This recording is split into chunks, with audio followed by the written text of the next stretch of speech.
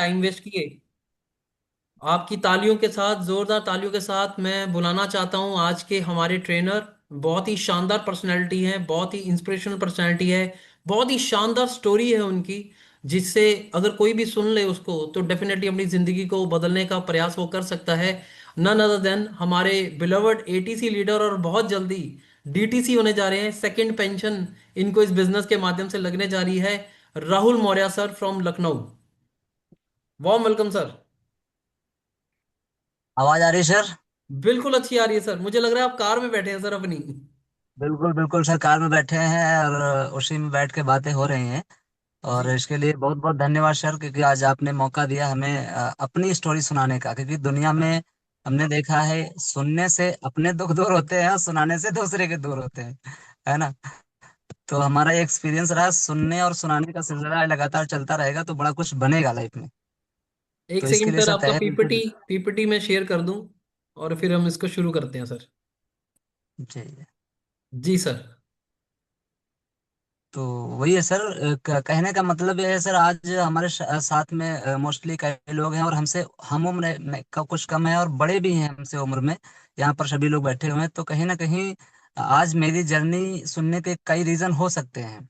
जैसे कि बताएं कि जर्नी किसी की सुनी जाती है तो उससे कहीं ना कहीं जो हमें समस्याएं आ रही होती है, जो प्रॉब्लम आ रही है, तो उनसे कोरिलेट करने का मौका मिलता है।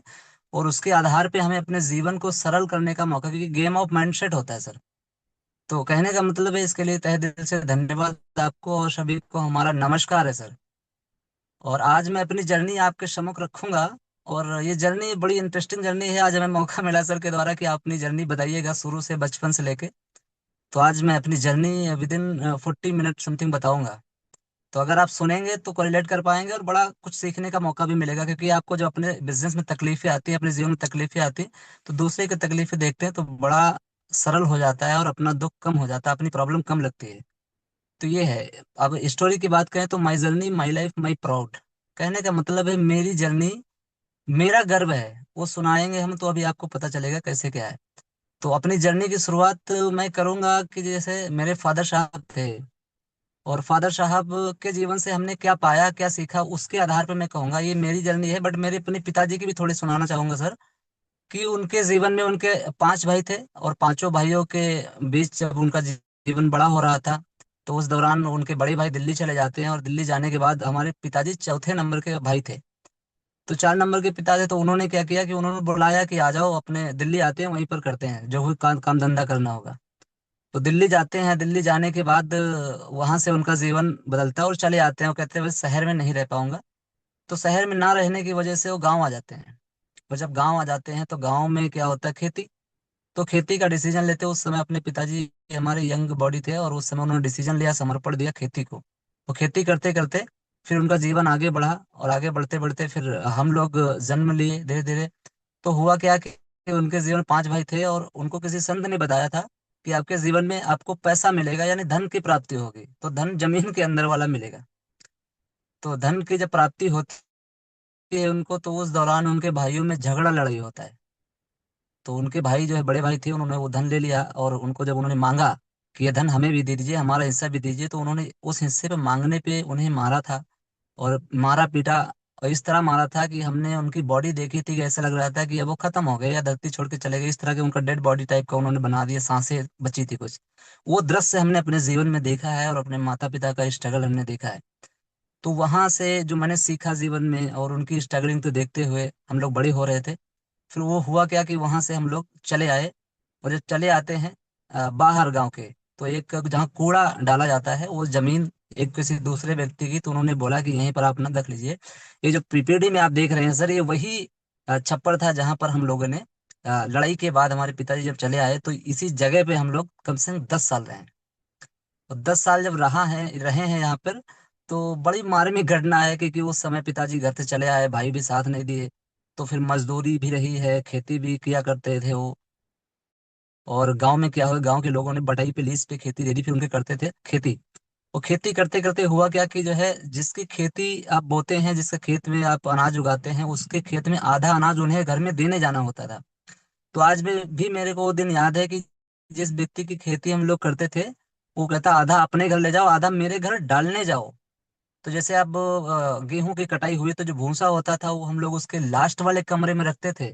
पूरा हम, पिताजी, मेरी माताजी, सब लास्ट वाले कमरे में रखते थे, और उसके घर का हम लोगों ने गोबर तक का उठाया जानवरों के, कि चलो भैया सपोर्ट करते हैं, मदद करते हैं। क्योंकि कभी कभी मेरे को ये भी याद है कि उस समय खाने को नहीं हुआ करता था।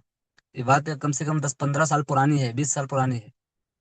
तो मैं बता रहा हूँ, उस समय उनके घर में अच्छे अच्छे पकवान बनते तो हमारे घर में दे जाते थे कि भैया ये दादाजी अपने बच्चों के लिए, ये इनके लिए। तो उस तरह का जीवन हमने देखा है, और इस बंगले में हम लोग समथिंग 10 साल रहे। अब जिंदगी सने सने निकल रही थी और कहीं ना कहीं खेती हो रही थी, लेकिन बहुत बड़ा कुछ नहीं हो पा रहा था। और ये बंगला अब बड़ा था, ये दूसरा अब रखा गया, इस तरह का है। बाकी वो बड़ा था तो बंगला छप्पर जो था वो छप्पर, बरसात के मौसम में हम लोग उसके अंदर लेटे थे सभी लोग। वो ये छप्पर गिर जाता है, और गिरने के बाद फिर हम लोग उसके अंदर दब जाते हैं, और दबना, जब दब जाते हैं तो पड़ोस के लोग निकालने आते हैं बारिश में। वो बारिश में निकलते हैं, फिर पीपीटी में देख रहे हैं। फिर अपने पिता की हम लोगों ने मदद की है, और ये वही पीपीटी है जहाँ पर अभी गाय पाली है।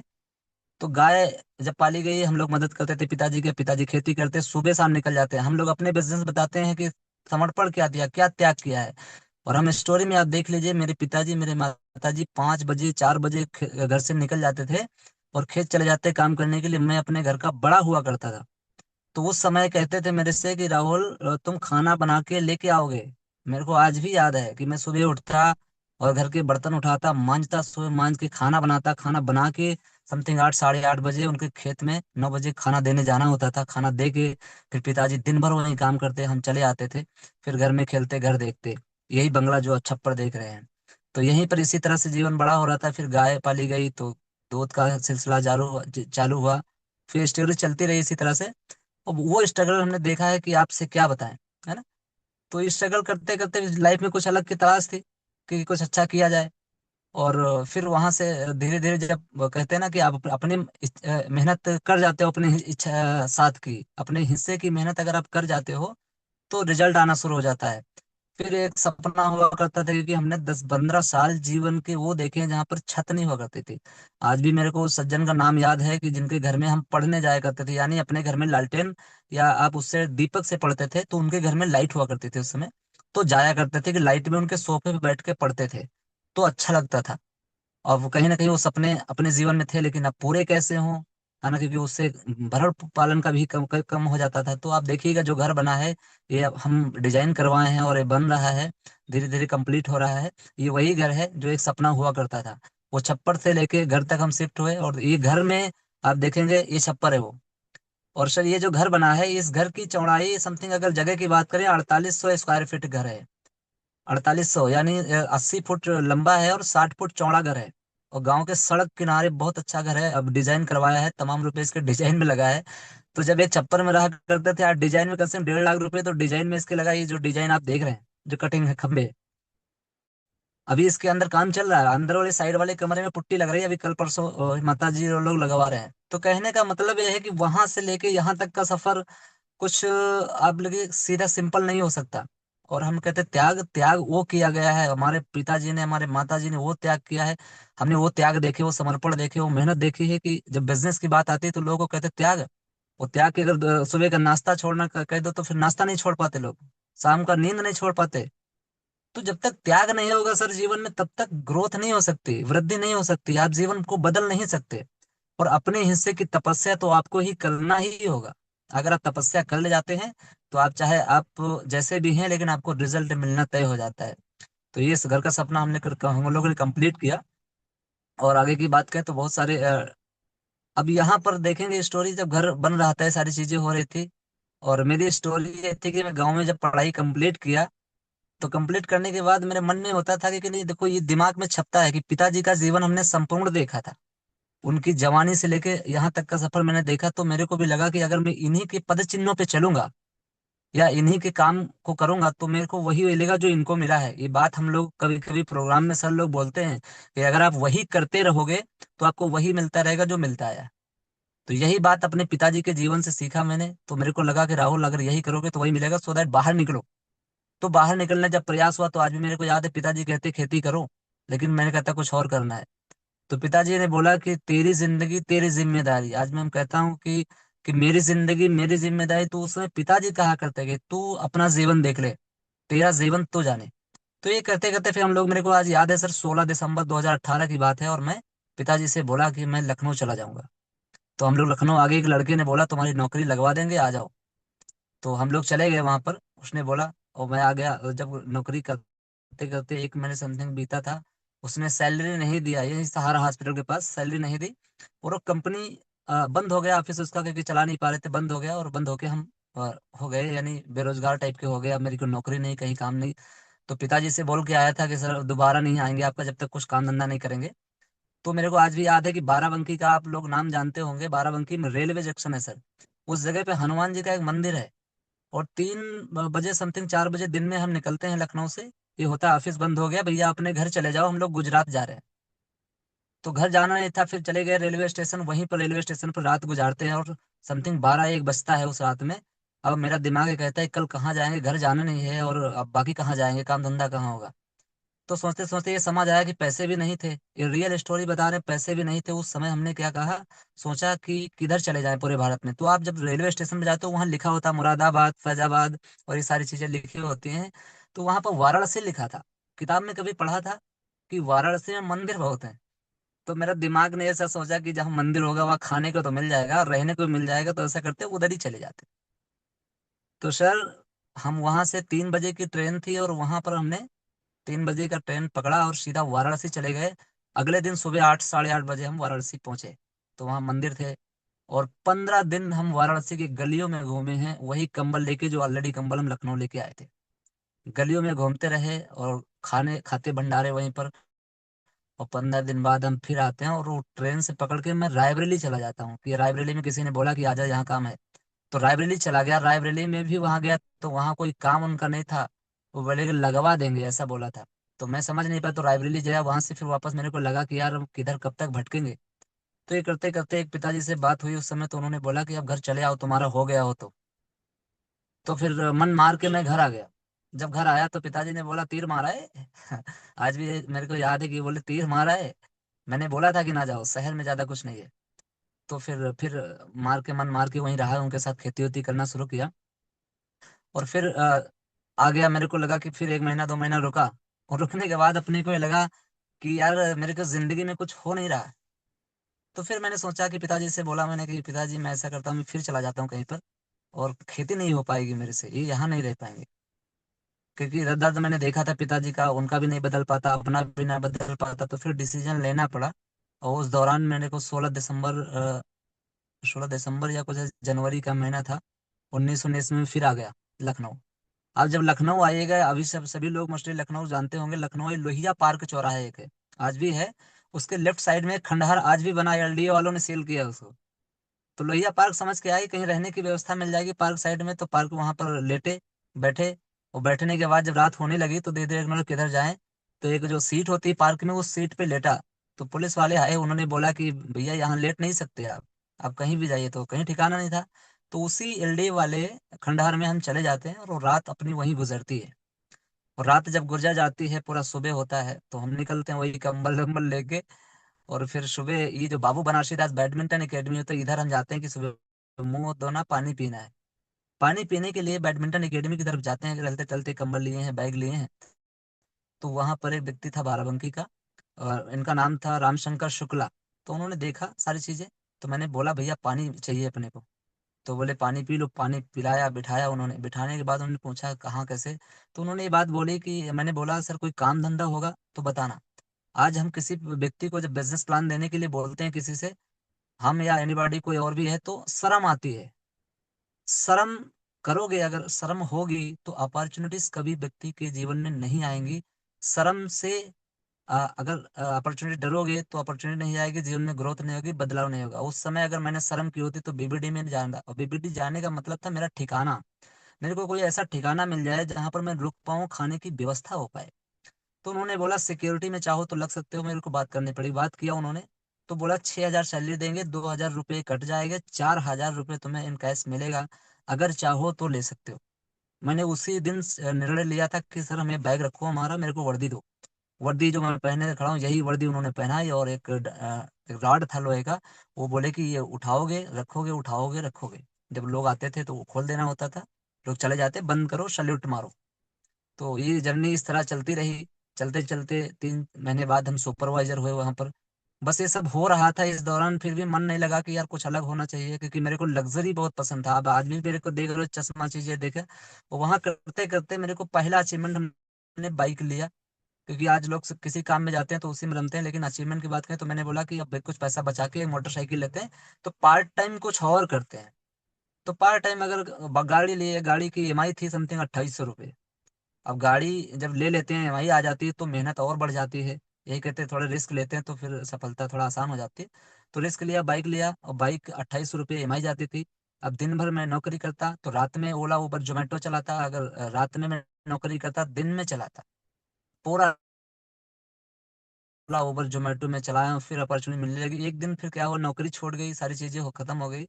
मैं घूमने निकला, तो अपने भाई से बोला, मेरा एक छोटा भाई है रोहित।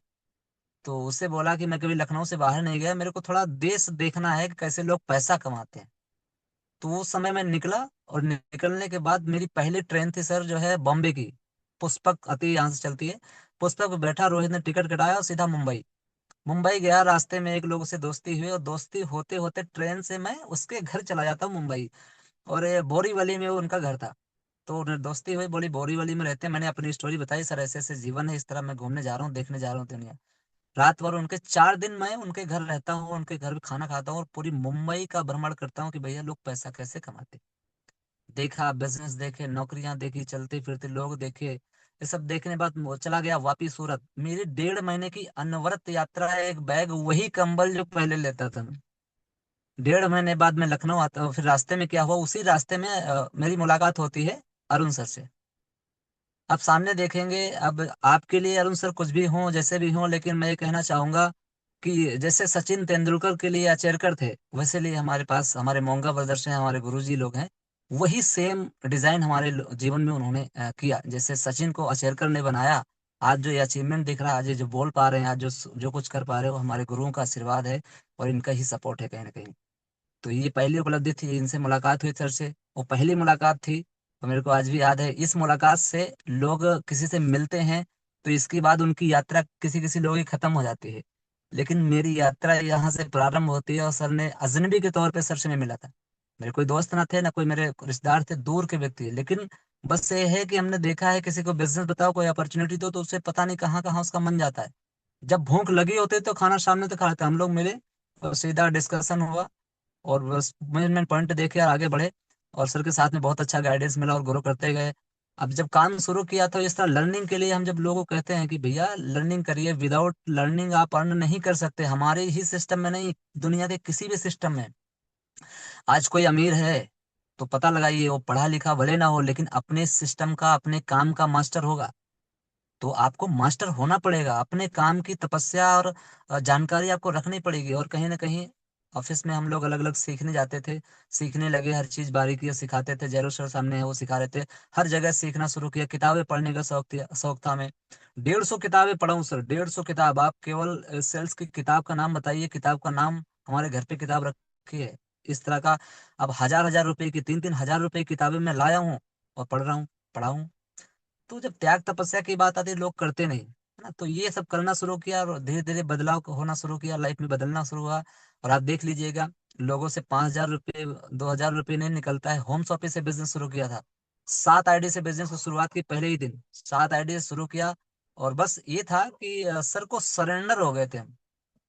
सरेंडर, सर ने बोला कि राहुल जी सरेंडर होके करोगे जल्दी हो जाएगा, अगर अपना दिमाग लगाओगे नहीं होगा। मेरे को पता था कि जो व्यक्ति ये बात बता रहा है, क्योंकि वो उस क्षेत्र का मास्टर है, वहां वो है। अगर कोई उस स्थान पे होता जहां आप जाना चाहते हो तो उसकी सुनना चाहिए। नहीं सुनोगे तो उसका खामियाजा आप भुगतोगे। तो सर की सुना, और सर ने बताया होम ऑफिस से शुरू करिए। होम ऑफिस से शुरुआत की, जैसा जैसा बताया गया आप देख रहे हैं, ये बीच वाली स्लाइड में हम पढ़ते थे लिस्ट कैसे बनाना है, कैसे कॉलिंग करना है, किताब माइंडसेट बनाने के लिए सारा कुछ किया। अभी खड़ा है वहां पर जहाँ पर बोर्ड लगा, हमारा कैंप करते थे हम। ये देख लीजिए, हमारी प्रोग्राम में पहले जाता था। आज भी मेरे को याद है सर, आज भी मैं कह रहा था चैलेंज के साथ बोलता हूँ, सर बोले कल भारत छोड़ना है तेरे को तो कल भारत छोड़ देंगे। कहने का मतलब सरेंडर इस तरह है। कहीं भी जाना होता है तो इमिडिएट ये नहीं होता है कि सर हमारे पास ये नहीं वो नहीं, प्रोग्राम एवरी प्रोग्राम अटेंड किया हूँ सर। तब जाके ये तब किया हूँ, तब जाके चीजें मिलती हैं। और आप भी करोगे आपको भी मिलेगा, सिंपल है। तपस्या अपने हिस्से की सर करनी ही पड़ेगी। तो कुछ पाने के लिए सीखा, अब सीखा तो रिजल्ट आपके सामने आए। है ना। नेक्स्ट, अब इस तरह का एक आरटीपी अटेंड किया। बिजनेस में कहा जाता है कि आप ट्रेनिंग कई तरह की होती है और कई तरह की ट्रेनिंग हम लोगों ने ली, लेकिन आरटीपी एक ऐसा प्रोग्राम होता है कि आरटीपी अगर आप एक अटेंड कर लेते हो तो आपको लाइफ का ना वो चेंजेस, आपका माइंडली मानसिक चेंजेस आ जाता है। और यहाँ पर जाने के बाद मेंटली तो चेंज हो ही जाते हो और फिजिकली भी चेंज होना शुरू कर सकते हो, क्योंकि उस तरह के माहौल में आप चले जाते हो। एक बात हमने किताबों में पढ़ी है सर, और आप लोगों ने भी सुनी होगी कि कहते हैं ना, अमीरों की संगति करो। कहते हैं अगर आपको अमीर होना है या जो भी कुछ आज बनना हो, उसकी संगति कर लो। तो संगति सर, आप हमें कोई बताए कि संगति अमीरों की कैसे कर पाओगे आप? बाहर की दुनिया में कौन सा अमीर तुम्हें अपना राज बताएगा? कौन सा अमीर तुम्हें अपने साथ बिठाएगा? कहने का मतलब है, कौन सा अमीर तुम्हें बताएगा रास्ता कि आइए भैया इस रास्ते से बन जाएंगे?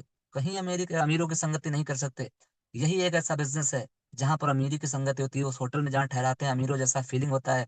जो व्यक्ति तुम्हारे साथ रहते हैं ऑलरेडी तुमसे अपर क्लास के होते हैं, तो उनसे सीखने का मौका मिलता है। हर वो चीज शेयर होती है जो आपके जीवन में मिसिंग होती है। तो आरटीपी जब अटेंड करते हो तो जाके आपको लगता है कि लाइफ में कहाँ है, कहाँ थे, कहाँ हो गए। तो इसलिए हर तरह का आरटीपी जो लगे और उसको अटेंड करिए। अभी एक दिल्ली वाला आरटीपी लगा, हम लोग का टिकट कंफर्म हो चुका, सारा कुछ प्लानिंग है कई लोगों के साथ में आरटीपी अटेंड करने का। तो माइंड ब्लोइंग प्रोग्राम होता है, तो हर किसी को बिना बहानों के हिसाब से आपको एक करना ही चाहिए। आरटीपी अटेंड करोगे, लाइफ बदलेगी, हमारी बदली है ना। तो ये चीजें थी, प्रोग्राम सीखा, मिलने का मौका मिला। आगे बड़ा कुछ है सर, जो साधन है उसी से शुरू करो। कहने का मतलब है, हम लोग के पास जो कुछ होता है तो हम लोग कहते हैं हमारे पास ये चीजें नहीं, हमारे पास वो चीजें नहीं। आप देख लीजिए फोटो में, जो बाइक थी, जो साइकिल थी, उसी से शुरू किया। हाँ, बस ये था, दिमाग में था, चिंता नहीं चिंतन होती थी। ठहराव नहीं रहा लाइफ में, स्थिरता रही कि थोड़ा स्थिर हो गए फिर बढ़े, स्थिर हो गए फिर बढ़े। ठहरना नहीं होता कि रुक गए बिल्कुल।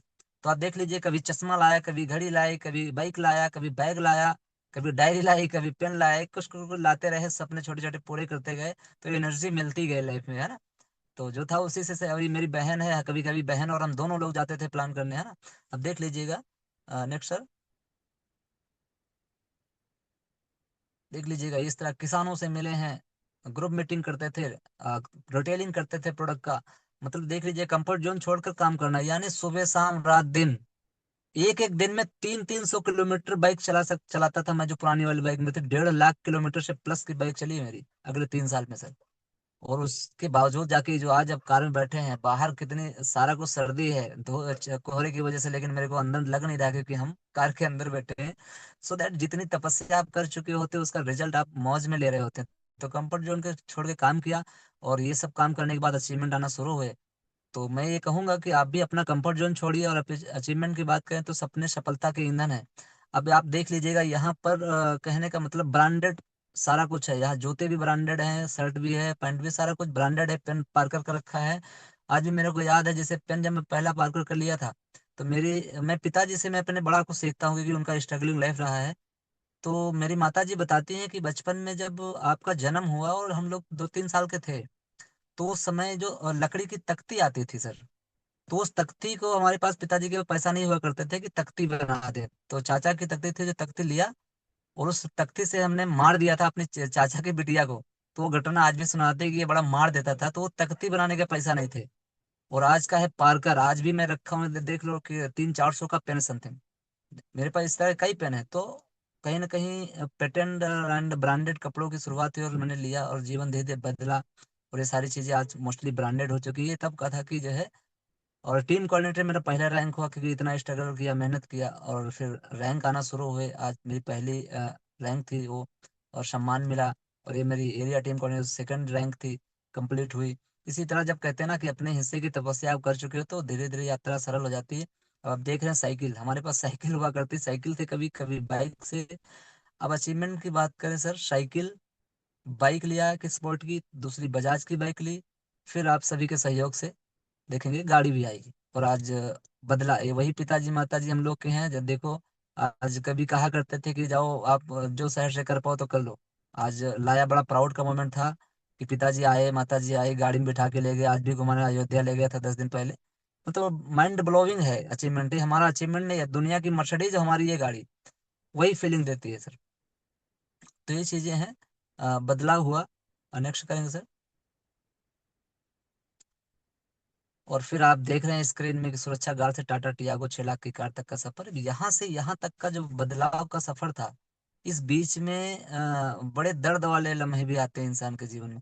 तो इंसान क्या करता है, कहने का मतलब है कि ग्रेविटी से बाहर भी आप जाना चाहते हैं और ग्रेविटी छोड़ना भी नहीं चाहते। तो सर ये दोनों पॉसिबल नहीं। ग्रेविटी से बाहर जाने के लिए आपको दर्द झेलना होगा, तपस्या करनी होगी, मेहनत करनी होगी। मेहनत करोगे, अचीवमेंट होना तय है, इसमें दो राय नहीं। शंका ना करें। शंका करेंगे कुछ नहीं होगा, शंका करेंगे तो कुछ नहीं होगा, शंका नहीं करेंगे तो बड़ा कुछ मिलेगा। और मेरा ये मानना है कि इस बिजनेस में आप केवल इतना करिए, अपने अपलाइन का साथ रहिए, जो वो बोले सरेंडरशिप कर हो जाइए। दूसरी बात, आप डाउट ना करें और आप अपने जीवन में क्लैरिटी रखें कि आपको अगर चाहिए कार तो चाहिए, जो चाहिए तो चाहिए। वो उसके लिए जो देना है वो देना शुरू करिए, देंगे कंप्लीट होगा, चीजें आपके जीवन में आएंगी। नेक्स्ट करें सर।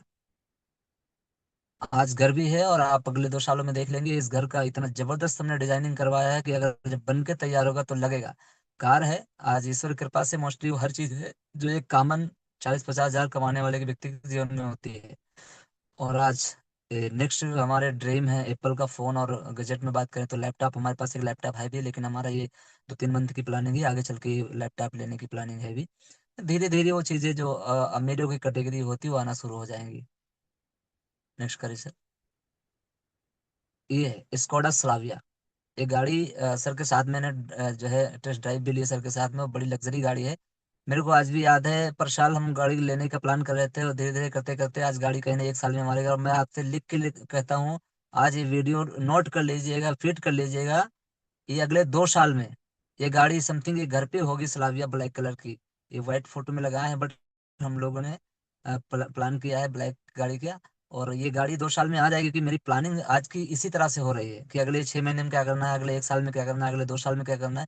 क्योंकि सब कुछ प्लान है, प्लान होगा तभी होगा, है ना। तो सर ये ड्रीम है हमारे। नेक्स्ट करेंगे सर। ये घर कभी छप्पर में रहा करते थे, अब इस तरह का सोच पाना ये तब सोच पाते हैं जब इस तरह के लोगों के सानिध्य में, जैसे जो लोगों ने कमाया, जो बनाया है, इनके साथ में रह के ये सोच सकते हैं। आप बाहर होंगे नहीं सोच सकते। तो ये प्लेटफॉर्म की पावर की वजह से संभव है, और संभव है होगा सबके जीवन में है तो हमारे भी जीवन में होगा। बट ये आपको अपने पे सोच पाना आपके लिए भारी होगा, तो सोचेंगे तो होगा। और हम सोचेंगे अगले कुछ सालों में ये भी होगा और कार भी आएगी, जिंदगी भी होगी। और एक चीज हम स्लाइड में रह गई हमारी, कि बहुत जल्द विदेश जाने का सपना है। कभी अभी तक फ्लाइट पे नहीं बैठा हूं मैं, और मैं आप बोलता हूँ अगले 6 महीने पे फ्लाइट पे होंगे। और कंपनी का जो नेक्स्ट टूर आएगा वो उसको क्रैक भी करना है और उसी से विदेश भी जाना है। हमारा आपका जो पासपोर्ट होता है वो क्लियर भी हो चुका। तब इसकी पिछली बार में हमारा रह गया था, क्योंकि पासपोर्ट नहीं बन पाया था। आपकी पूरी तरह से तैयारी है, विदेश भी जाएंगे। तो लाइफ में हर एक सेगमेंट होता चला जा रहा है। और फिर लास्ट में इस पूरी यात्रा का श्रेय जो जाता है वो हमारे great mentor mister Arun Monga and Varun Monga sir को। ये दोनों पर्सनालिटी की वजह से कहीं ना कहीं ग्रोथ हो पा रही है। नहीं तो मैं पहले जैसा था आज भी वैसा था। आज मैं आपको बता दूं कि जहां मैं सिक्योरिटी गार्ड था, वहीं पर भी लोग आज भी सिक्योरिटी गार्ड का काम कर रहे हैं साथियों। केवल था एक हमारा डिसीजन और एक सर का डिसीजन, और सर का डिसीजन भी कुछ ना करता। मेरा ये मैसेज है सभी लोगों से कि जब आप खाएंगे तभी हो सकता है। कहते हैं, एक कहावत है हिंदी में कि घोड़े को पानी दिया जा सकता है, पिलाया नहीं जा सकता साथियों। तो इच्छा आपकी होगी बदलने की, तभी कोई आपको बदल सकता है। हाँ, इच्छा रखोगे तो कोई ना कोई सेगमेंट, कोई ना कोई पर्सनालिटी, कोई ना कोई आएगा आपके साथ में, जो आपके साथ में बदलाव का भागीदार होगा और आपकी जिंदगी टोटली बदलेगी। ऐसा मेरा अनुभव रहा है। तो लाइफ को प्लान करिए कि कुछ सालों में कैसे करना है। और बिजनेस की शुरुआत अगर किसी की हो गई है एक आधी आईडी से, 2 आईडी से, तो मल्टीपल आईडीज रखिए। क्योंकि मल्टीपल आईडीज की वजह से आज एटीसी रैंक पे हम कर पाए हैं, अदरवाइज ना कर पाते। तो मल्टीपल आईडी से बिजनेस की शुरुआत करिए, लगातार मेहनत करिए, आरटीपी अटेंड करिए, गुरुओं का साथ पकड़ के रखिए। लाइफ में ग्रो करेंगे, जरूर ग्रो करेंगे, ऐसा मेरा मानना है, ऐसा मैंने किया भी है। इसके लिए धन्यवाद सर।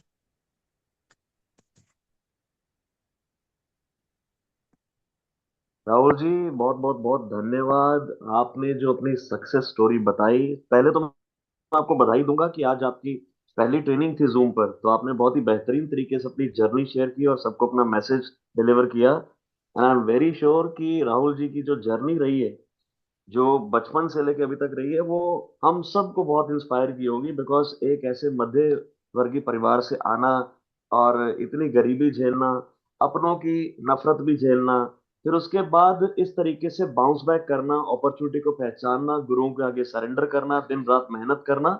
और यकीन मानिए राहुल जी, दिल से मैं और अरुण जी बहुत खुश हैं, हम सब बहुत खुश हैं आपको गाड़ी में देखकर, सूट पहने हुए देखकर। और दिल खुश हो जाता है जब आप जैसे लोग अचीवमेंट करते हैं और हजारों लाखों लोगों को इंस्पायर करते हैं। और भगवान से यही दुआ है कि 2026 आपकी जिंदगी का, हम सबकी जिंदगी का सबसे बेहतरीन साल हो। बहुत सारी अचीवमेंट्स आप करें, अपने परिवार को आप बहुत सारी खुशियां दें, बहुत सारी अचीवमेंट्स करें। और स्कॉडा स्लाविया तो पक्की है सर, वो हमारी तरफ से कमिटमेंट है कि बहुत जल्दी आपके घर के बाहर आपका एक आलीशान घर जो बन रहा है, राइट, वो अरुण सर ने देखा है, मैंने नहीं देखा है अभी, बट मैं डेफिनेटली जब आऊंगा नेक्स्ट टाइम तो उसी घर में रुकेंगे। और उसके बाहर एक लंबी सी काली सी गाड़ी रखेंगे, स्कॉडा। और यकीन मानिए वो आपकी जिंदगी का नहीं, हमारी जिंदगी का भी बहुत एक अहम दिन होगा, और इसी के लिए काम करेंगे। और मैं सबको यही एक मैसेज देना चाहूंगा, वो ये कि देखिए, अगर राहुल जी ऐसी सिचुएशन से आकर यहां तक फाइट कर कर बाउंस बैक कर सकते हैं, तो यकीन